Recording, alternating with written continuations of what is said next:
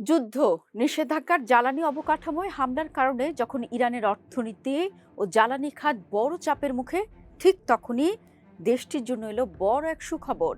দক্ষিণাঞ্চলীয় ফার্স প্রদেশে নতুন একটি বিশাল প্রাকৃতিক গ্যাস ক্ষেত্রের সন্ধান পেয়েছে ইরান। দেশটির তেল মন্ত্রী মোহসেন পাকনেজাদ জানিয়েছেন, নতুন এ ক্ষেত্রে গ্যাসের মজুদ ৭.৫ ট্রিলিয়ন ঘনফুটেরও বেশি। এর মধ্যে আনুমানিক ৫.৭ ট্রিলিয়ন ঘনফুট গ্যাস উত্তোলনযোগ্য। রাষ্ট্রীয় টেলিভিশনে এক বক্তব্যে পাকনেজাদ জানান, ফার্স প্রদেশের দক্ষিণাঞ্চলে নতুন গ্যাসের মজুদের সন্ধান মিলেছে। এতে মোট গ্যাসের পরিমাণ ২০০ বিলিয়ন বা ২০,০০০ কোটি ঘনমিটারের বেশি।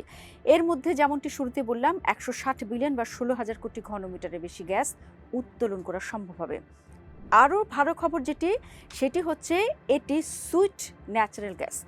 এই ধরনের গ্যাসে বিষাক্ত হাইড্রোজেন সালফাইডের পরিমাণ খুব কম থাকে, ফলে এটি উত্তোলন ও উন্নয়নে তুলনামূলকভাবে কম খরচ হয়।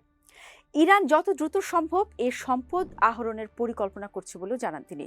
দর্শক, ইরানের নতুন এই গ্যাসের সন্ধান এমন এক সময় এলো যখন যুদ্ধের কারণে ইরানের জ্বালানি খাত বড় ধরনের সংকটে রয়েছে। গত ফেব্রুয়ারির শেষের দিকে আমেরিকা ও ইসরায়েলের হামলা শুরুর পর ইরানের জ্বালানি অবকাঠামোকে নিশানা করে একাধিক হামলা চালানো হয়েছে। গ্যাস উৎপাদন কেন্দ্র, তেল সংরক্ষণাগার ও পরিবহন ব্যবস্থা, এসব কিন্তু হামলার মূল নিশানা ছিল। এছাড়া যুদ্ধের আগে থেকে কিন্তু ইরানের জ্বালানি খাত পশ্চিমা নিষেধাজ্ঞা, বিনিয়োগের ঘাটতি ও বিদ্যুৎ সংকটে ভুগছিল। তাই নতুন এ গ্যাসের সন্ধান দেশটির জন্য গুরুত্বপূর্ণ হয়ে উঠেছে। তবে নতুন আবিষ্কৃত গ্যাস দ্রুত বাজারে আসার সম্ভাবনা কম বলে মনে করছেন অনেক বিশ্লেষক। এখানেই সবচেয়ে বড় বাস্তবতা। গ্যাসের সন্ধান পাওয়া, সেই গ্যাস বাজারে নিয়ে আসা এক বিষয় নয়। ইরানের বর্তমান সংকট মূলত এই জায়গাতেই। দেশটির বিশাল প্রাকৃতিক গ্যাসের মজুদ আগে থেকেই রয়েছে, কিন্তু নিষেধাজ্ঞা, বিনিয়োগের ঘাটতি, আধুনিক প্রযুক্তির সীমাবদ্ধতা এবং যুদ্ধের কারণে ক্ষতিগ্রস্ত অবকাঠামো দেশটির উৎপাদন সক্ষমতাকে বাধাগ্রস্ত করছে। এখন যদি এক কথা আমি বলি, নতুন গ্যাস ক্ষেত্র পাওয়া গেলেও সেখানে দ্রুত উৎপাদন শুরু করা সহজ হবে না।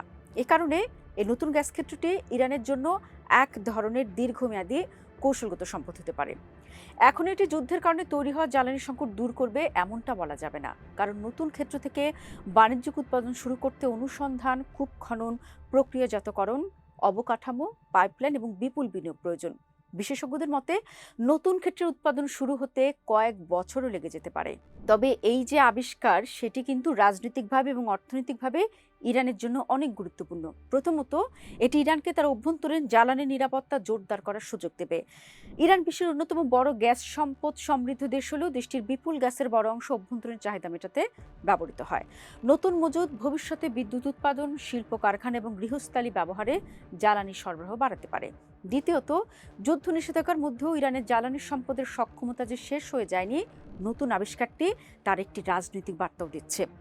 ওয়াশিংটন যখন ইরানের উপর আরও কঠোর অর্থনৈতিক চাপ আরোপের ঘোষণা দিচ্ছে, তখনই তেহরান জানাচ্ছে তাদের হাতে এখনও বড় জ্বালানি সম্পদ রয়েছে, আর এটি ইরানের জন্য ট্রাম্প কার্ড। তৃতীয়ত, ভবিষ্যতে যদি যুদ্ধ পরিস্থিতি কমে যায় এবং নিষেধাজ্ঞা শিথিল হয়, তাহলে এই গ্যাস ক্ষেত্র বিদেশি বিনিয়োগ ও প্রযুক্তি আকর্ষণের একটা বড় ক্ষেত্র হতে পারে।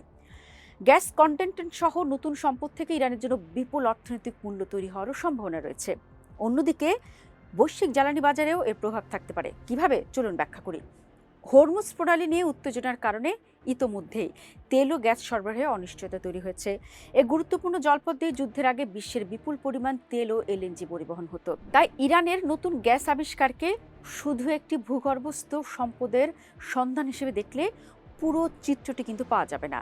এটি আসলে যুদ্ধের মাঝেও ইরানের জ্বালানি সক্ষমতা, অর্থনৈতিক ভবিষ্যৎ এবং ভূরাজনৈতিক প্রভাব ধরে রাখার সম্ভাবনার একটি বড় ইঙ্গিত। সবচেয়ে বড় কথা, এই আবিষ্কার ইরানকে রাতারাতি সংকট থেকে বের করে দেবে না, এটা ঠিক। কিন্তু যুদ্ধ শেষ হলে, নিষেধাজ্ঞা কমলে এবং প্রয়োজনীয় বিনিয়োগ ও প্রযুক্তি পাওয়া গেলে নতুন এই গ্যাস ক্ষেত্র দেশটির জ্বালানি খাত পুনর্গঠনের গুরুত্বপূর্ণ ভিত্তি হয়ে উঠতে পারে। অর্থাৎ যুদ্ধ ইরানের জ্বালানি অবকাঠামোতে যতই আঘাত করুক, মাটির নিচের সম্পদ এখনও দেশটির বড় শক্তি।